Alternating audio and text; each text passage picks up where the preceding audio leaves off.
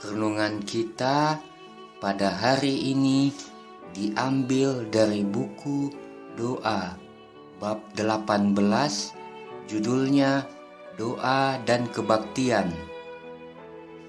Doa dan kebaktian penting bagi pertumbuhan rohani. Carilah setiap kesempatan untuk pergi ke tempat di mana biasanya doa dilayangkan. Mereka yang benar-benar ingin berhubungan dengan Tuhan akan hadir di dalam perkumpulan doa, setia melakukan tugas mereka dan sungguh-sungguh rindu menuai semua kebaikan yang dapat mereka peroleh. Mereka akan menggunakan setiap kesempatan sebaik-baiknya dengan menempatkan diri mereka sendiri di tempat di mana mereka dapat memperoleh sinar terang dari surga. Doa pribadi, doa keluarga, doa dalam pertemuan umum, dalam penyembahan kepada Tuhan, semuanya perlu. Dan kita menghidupkan doa-doa kita. Kita bekerja sama dengan Kristus dalam pekerjaannya. Dalam perkumpulan kebaktian kita, suara kita harus menyatakan dalam doa dan pujian penyembahan kita kepada Bapa Surgawi sehingga semua orang tahu bahwa kita menyembah Tuhan dalam kesederhanaan, kebenaran, dan dalam indahnya kekudusan. Biarlah kelompok kecil berkumpul pada malam hari, siang hari, atau pagi-pagi benar untuk belajar Alkitab. Biarlah mereka memiliki waktu khusus berdoa supaya mereka dapat dikuatkan, diterangi, dan dikuduskan oleh Roh Kudus. Pekerjaan ini Kristus hendak lakukan di dalam hati setiap pekerja. Jikalau engkau membuka pintu untuk menerimanya, berkat besar akan menjadi bagianmu. Malaikat-malaikat Tuhan akan hadir di perkumpulanmu. Engkau akan makan daun-daun dari pohon kehidupan. Engkau akan membawa kesaksian melalui perkenalan erat dengan rekan-rekan kerja ketika mencari berkat Tuhan. Biarlah setiap orang menceritakan pengalamannya dengan kata-kata sederhana. Ini akan lebih memberikan kenyamanan dan sukacita kepada jiwa daripada semua alat musik yang indah yang dapat dibawa ke dalam gereja. Kristus akan datang masuk ke dalam hatimu. Hanya dengan cara ini engkau dapat mempertahankan integritasmu. Siapkanlah dirimu bagi kehidupan kekal dengan semangat yang berkobar-kobar yang belum pernah engkau tunjukkan. Didiklah pikiranmu untuk mencintai Alkitab, untuk menyukai perkumpulan doa, untuk menyenangi jam renungan di atas segala-galanya di mana jiwa itu berhubungan dengan Tuhan. Milikilah pikiran surgawi jika engkau ingin bergabung dengan biduan surga di tempat kediaman yang tersedia di atas.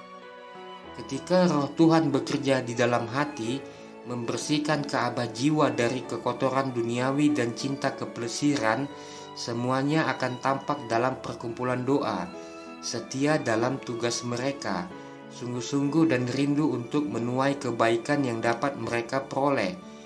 Pekerja yang setia kepada Tuhan akan meningkatkan setiap kesempatan untuk menempatkan diri langsung di bawah sinar terang dari tahta Tuhan, dan terang ini akan dipantulkan kepada orang lain.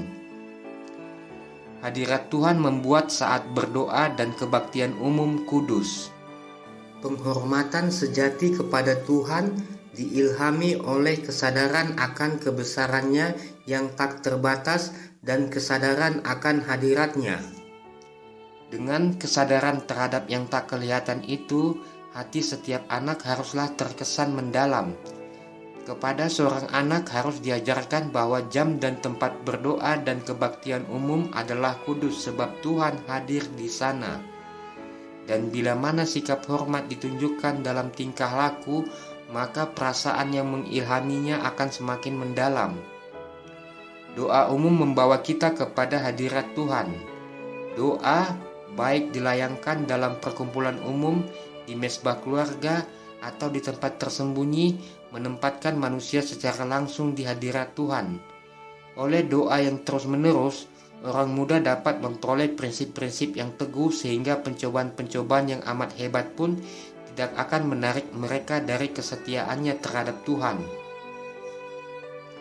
Doa umum tidak seharusnya panjang dan kering. Sebagai anak-anak dari Raja Surgawi, engkau harus melatih dirimu untuk membawakan kesaksian dalam suara yang jelas, terang, dan dengan sedemikian rupa sehingga tidak seorang pun mendapat kesan bahwa engkau ragu untuk membicarakan belas kasihan Tuhan. Dalam pertemuan sosial, doa harus dipanjatkan agar semua dapat diteguhkan, dan mereka yang terlibat dalam kegiatan ini harus mengikuti teladan yang diberikan melalui doa Tuhan Yesus. Doa Yesus sederhana, jelas, padat, tetapi tidak panjang dan tanpa roh seperti doa-doa kering yang sering dilakukan di pertemuan umum. Doa-doa tanpa roh ini lebih baik tidak diucapkan, karena gagal untuk memberkati atau mengangkat dan hanya formalitas tanpa kuasa yang hidup.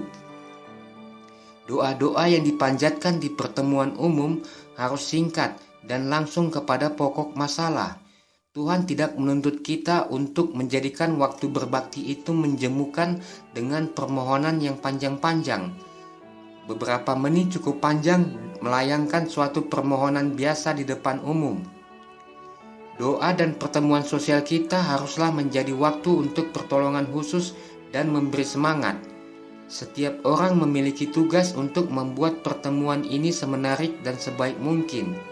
Ini sebaiknya dilakukan dengan mengalami pengalaman baru setiap harinya dalam perkara Tuhan, dan dengan tidak ragu-ragu membicarakan tentang kasih-Nya dalam perkumpulan umat-Nya. Jikalau engkau tidak mengizinkan kegelapan atau ketidakpercayaan memasuki hatimu, itu tidak akan tampak dalam pertemuanmu.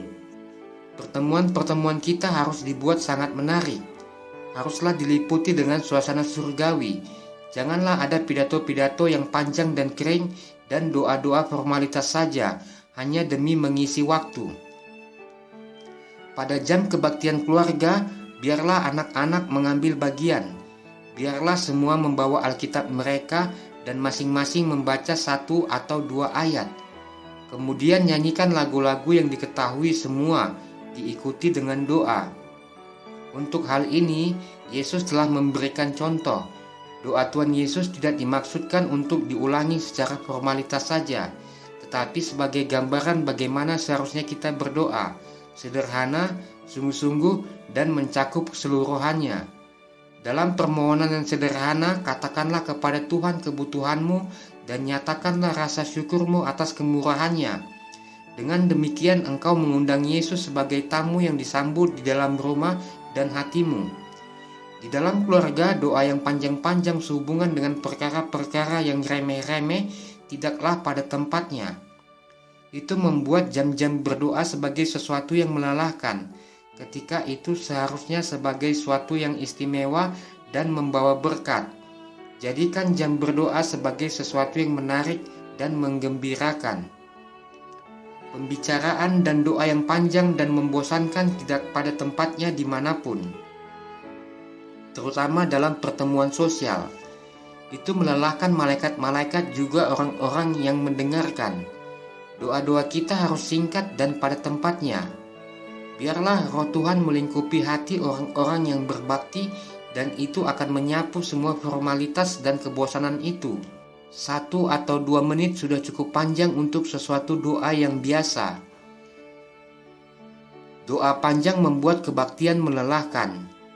Di dalam setiap keluarga harus ada satu waktu yang ditetapkan untuk kebaktian pagi dan petang.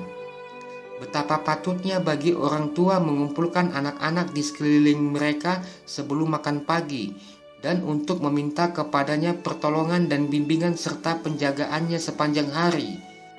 Betapa patutnya juga bila mana petang hari tiba, bagi orang tua dan anak-anak berkumpul sekali lagi di hadapannya dan bersyukur kepadanya atas segala berkat hari yang sudah berlalu itu. Ayah atau ibu bila ayah tidak hadir harus memimpin kebaktian, memilih bagian dari Alkitab yang menarik dan mudah dimengerti. Acara kebaktian itu harus singkat saja. Bila suatu pasal yang panjang dibacakan dan doa yang panjang dilayangkan, kebaktian itu dijadikan melelahkan. Dan pada saat kebaktian ditutup, rasa lega dirasakan. Tuhan tidak dihormati ketika jam kebaktian dibuat membosankan dan menjengkelkan.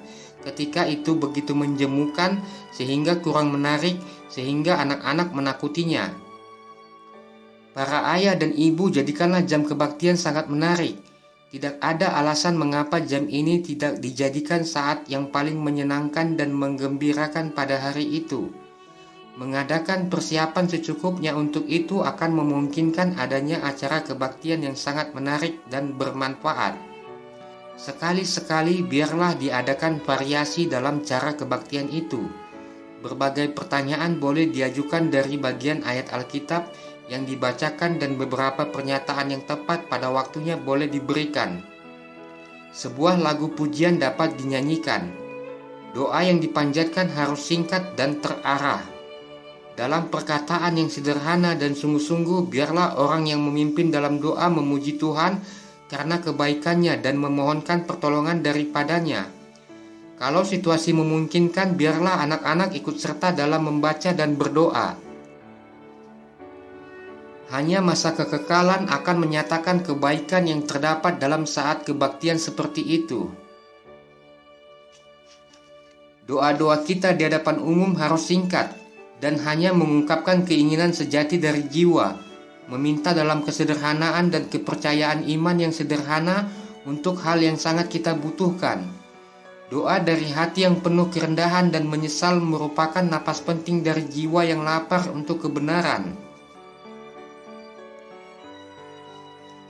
Dari terang yang saya miliki akan topik ini, saya telah memutuskan bahwa Tuhan tidak menuntut kita pada saat berkumpul berbakti kepadanya untuk membuat itu membosankan dan melelahkan, sementara tunduk dalam waktu yang agak lama mendengarkan beberapa doa panjang. Mereka yang kesehatannya lemah tidak dapat menanggung beban ini tanpa keletihan dan kelelahan yang luar biasa. Tubuh menjadi lelah karena berlutut begitu lama, dan bahkan lebih buruk lagi, pikiran menjadi begitu lelah dengan doa terus-menerus sehingga tidak ada penyegaran rohani didapatkan, dan pertemuan itu bagi mereka adalah lebih buruk dari kerugian. Secara fisik dan mental mereka dilelahkan dan mereka tidak memperoleh kekuatan rohani. Pertemuan untuk rapat dan permintaan doa jangan hendaknya dijadikan membosankan. Kalau mungkin, semua orang hendaknya hadir tepat pada jam yang ditentukan. Dan kalau ada yang terlambat, setengah jam atau bahkan 15 menit, tidak perlu menunggu mereka. Walaupun hanya ada 2 orang yang hadir, mereka dapat memperoleh berkat. Pertemuan harus dimulai pada jam yang ditentukan kalau mungkin. Tidak menjadi soal sedikit atau banyak orang yang hadir. Formalitas dan kekakuan yang dingin harus disingkirkan. Dan semua harus tepat waktu dalam tugas. Dalam peristiwa biasa, janganlah ada doa yang panjangnya lebih dari 10 menit. Setelah ada pergantian posisi dan ada nyanyian atau nasihat untuk pergantian suasana, maka kalau ada yang ingin berdoa, biarkan mereka berdoa. Semua orang harus merasa bahwa adalah kewajiban seorang Kristen untuk berdoa singkat. Katakan kepada Tuhan apa yang engkau mau, tanpa harus berkeliling dunia. Dalam doa pribadi, semua memiliki keuntungan berdoa selama yang mereka mau dan seterbuka mungkin. Mereka dapat mendoakan semua sanak saudara dan sahabat. Tempat tersembunyi adalah tempat menceritakan kesulitan pribadi dan godaan-godaan serta pencobaan-pencobaan. Pertemuan umum untuk berbakti kepada Tuhan bukanlah tempat untuk membuka rahasia hati. Apakah tujuan untuk perkumpulan bersama? Apakah untuk memberitahukan Tuhan? Untuk memerintahkan Dia dengan menceritakan kepadanya apa yang kita ketahui dalam doa? Kita berkumpul untuk saling mendidik satu dengan yang lain dengan bertukar pikiran dan perasaan, mengumpulkan kekuatan dan terang dan semangat dengan saling mengetahui satu sama lain pengharapan dan aspirasi, dan dengan doa kita yang sungguh-sungguh dan sepenuh hati dilayangkan dalam iman, kita menerima kesegaran dan hidup dari sumber kekuatan kita. Pertemuan-pertemuan ini haruslah saat yang sangat berharga dan harus dibuat menarik bagi semua yang menyukai hal-hal rohani. Saya khawatir ada sebagian yang tidak membawa kesulitan mereka kepada Tuhan dalam doa pribadi, tetapi menyimpannya untuk pertemuan doa, dan di sana melayangkan tumpukan doa yang disimpan berhari-hari. Hal seperti itu dapat disebut pembunuh konferensi dan pertemuan doa. Mereka tidak memancarkan terang, tidak mendidik satu orang pun. Doa mereka yang dingin, membeku, dan lama, kesaksian murtad membawa bayangan gelap. Semua bergembira ketika itu berlalu, dan hampir tidak mungkin untuk menghilangkan kedinginan dan kegelapan yang dibawa oleh doa-doa dan peringatan-peringatan mereka. Dari terang yang saya terima, pertemuan kita haruslah rohani dan sosial dan tidak terlalu panjang. Kesombongan, keangkuhan, kebanggaan, dan takut akan manusia harus ditinggalkan di rumah. Perbedaan kecil dan prasangka jangan kita bawa ke pertemuan-pertemuan ini. Seperti dalam keluarga yang bersatu, kesederhanaan, kerendahan hati, keyakinan, dan kasih harus ada dalam hati saudara dan saudari yang bertemu untuk disegarkan dan dihidupkan dengan menyatukan terang mereka. Doa umum harus diucapkan dengan terang dan jelas. Biarlah mereka yang berdoa dan mereka yang berbicara mengucapkan kata-kata mereka dengan benar dan berbicara dalam nada yang jelas, terang, dan teratur. Doa bila dilayangkan dengan benar adalah suatu kuasa untuk kebaikan. Itu adalah salah satu sarana yang digunakan Tuhan untuk menyampaikan kepada orang banyak harta kebenaran yang indah. Tetapi doa tidak menjadi apa yang seharusnya, oleh sebab suara yang kurang dari mereka yang mengucapkannya. Setan bersukacita bila mana doa yang dipanjatkan kepada Tuhan hampir tidak kedengaran. Biarlah umat Tuhan belajar bagaimana berdoa dan berbicara dalam cara yang selayaknya untuk mengabarkan kebenaran-kebenaran besar yang mereka miliki. Hendaklah kesaksian-kesaksian yang dibawakan dan doa yang dilayangkan jelas dan terang. Dengan demikian Tuhan akan dimuliakan. Gunakan bahasa sederhana ketika berdoa umum. Bahasa yang berlebihan tidak layak dalam berdoa, baik itu dalam permohonan yang dilayangkan dari mimbar, dalam lingkaran keluarga, atau secara pribadi. Khususnya untuk permohonan di doa umum harus menggunakan bahasa sederhana, sehingga orang lain mengerti apa yang dikatakan dan bersatu dalam permohonan. Adalah doa dengan iman yang sepenuh hati yang didengar di surga dan dijawab di bumi. Doa-doa kita harus teratur. Saya telah menyaksikan bahwa kebingungan itu tidak menyenangkan Tuhan, dan harus ada keteraturan dalam berdoa dan juga bernyanyi. Tidak seharusnya kita datang ke rumah Tuhan untuk mendoakan keluarga kita kecuali ada perasaan mendalam yang menuntun kita, dan di saat bersamaan Roh Tuhan juga sedang meyakinkan mereka. Umumnya tempat yang tepat untuk mendoakan keluarga kita adalah di mezbah keluarga. Ketika orang yang ingin kita doakan sedang berjauhan dengan kita, maka kamar yang tertutup adalah tempat yang tepat untuk mendoakan mereka. Ketika berada di rumah Tuhan, kita harus berdoa untuk meminta berkat saat ini, dan kita harus percaya bahwa Tuhan akan mendengar dan menjawab doa kita. Pertemuan ibadah seperti itu akan menjadi hidup dan menarik. Tuhan harus dihampiri dengan hormat dalam doa. Sebagian orang berpikir adalah tanda kerendahan hati untuk berdoa kepada Tuhan dalam cara yang biasa, seolah-olah berbicara dengan sesama manusia. Mereka mencemarkan namanya dengan sia-sia dan tidak hormat mencampurkan dengan kata-kata biasa dengan Tuhan yang Maha Kuasa, yang adalah kata-kata kudus yang jangan pernah keluar dari bibir kecuali dengan nada yang tunduk dan dengan suatu perasaan yang gentar. Adalah hak istimewa kita untuk berlutut saat berdoa di depan umum. Baik di tempat umum maupun perbaktian pribadi adalah kewajiban kita untuk berlutut di hadapan Tuhan ketika kita memanjatkan permohonan kita kepadanya. Sikap ini menunjukkan ketergantungan kita kepada Tuhan. Dari terang yang diberikan kepada saya adalah menyenangkan Tuhan bila pendeta-pendeta menundukkan kepala untuk berdoa segera sesudah ia melangkah ke mimbar dan dengan sungguh-sungguh meminta pertolongan Tuhan. Kesan apakah yang akan terjadi? Akan ada suasana yang penuh hikmat dan kekaguman di antara hadirin. Pendeta mereka sedang mengadakan hubungan dengan Tuhan. Ia sedang menyerahkan diri kepada Tuhan sebelum ia berani berdiri di hadapan orang banyak. Suasana yang penuh hikmat meliputi semua orang, dan malaikat-malaikat Tuhan lebih dekat kepada mereka. Pendeta-pendeta pertama-tama harus memandang kepada Tuhan pada saat menjalankan tugasnya. Dengan demikian berkata kepada jemaat, Tuhanlah sumber kekuatanku. Ketika pendeta masuk, hendaknya dengan sikap mulia dan penuh hikmat. Ia harus menundukkan kepala untuk berdoa dalam hati segera sesudah ia melangkah ke mimbar, dan dengan sungguh-sungguh memohon pertolongan Tuhan. Alangkah indahnya kesan yang diberikan oleh hal ini. Akan ada suasana yang penuh hikmat dan kekaguman ke atas hadirin. Pendeta mereka sedang mengadakan hubungan dengan Tuhan. Ia sedang menyerahkan diri kepada Tuhan sebelum ia berani berdiri di hadapan orang banyak. Suasana yang penuh hikmat meliputi semua orang, dan malaikat-malaikat Tuhan lebih dekat kepada mereka.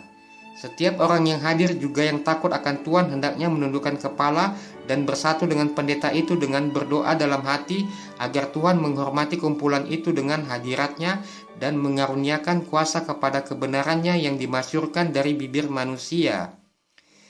Bila kumpulan dibuka dengan doa, setiap lutut harus bertelut di hadiratnya yang suci dan setiap hati harus naik kepada Tuhan dalam perbaktian yang tenang. Doa orang-orang yang beribadat dengan setia akan didengar dan pelayanan firman itu akan berhasil baik. Sikap tidak bersemangat di pihak orang-orang yang berbakti di rumah Tuhan merupakan satu sebab yang besar mengapa pelayanan itu tidak lebih berhasil bagi kebaikan. Lagu nyanyian yang keluar dari hati banyak orang dalam ucapan yang terang dan jelas adalah salah satu alat Tuhan dalam pekerjaan menyelamatkan jiwa. Semua acara kebaktian harus dilakukan dengan penuh hikmat dan hormat, seolah-olah Tuhan dapat dilihat hadir dalam kumpulan itu. Baik dalam kebaktian umum maupun kebaktian pribadi adalah kesempatan kita untuk tunduk dan berlutut di hadapan Tuhan ketika kita mengajukan permohonan kita kepadanya. Yesus teladan kita, berlutut dan berdoa. Lukas 22 ayat 41. Murid-muridnya dicatat bahwa mereka juga berlutut dan berdoa. Kisah 9 ayat 40. Rasul Paulus mengatakan, "Aku sujud kepada Bapa." Efesus 3 ayat 14. Ketika mengakui dosa-dosa bangsa Israel di hadapan Tuhan, Ezra berlutut. Lihat Ezra 9 ayat 5. Daniel 3 kali sehari ia berlutut, berdoa serta memuji Allahnya. Daniel 6 ayat 10. Doa umum penting tetapi tidak cukup hanya itu saja. Doa keluarga dan doa umum saja tidaklah cukup. Doa pribadi sangat penting. Dalam kesendirian jiwa dibukakan sebagaimana adanya di hadapan mata Tuhan yang menyelidiki dan setiap maksud dicermati. Doa pribadi, betapa berharga, jiwa yang berhubungan dengan Tuhan. Doa pribadi hanya didengar oleh Tuhan yang mendengar doa. Tidak ada telinga ingin tahu yang mendengar beban dari permohonan yang sedemikian. Demikianlah renungan kita pada hari ini yang diambil dari buku Doa. Bab 18, judulnya Doa dan Kebaktian. Sampai jumpa di audio renungan berikutnya. Shalom, Tuhan memberkati.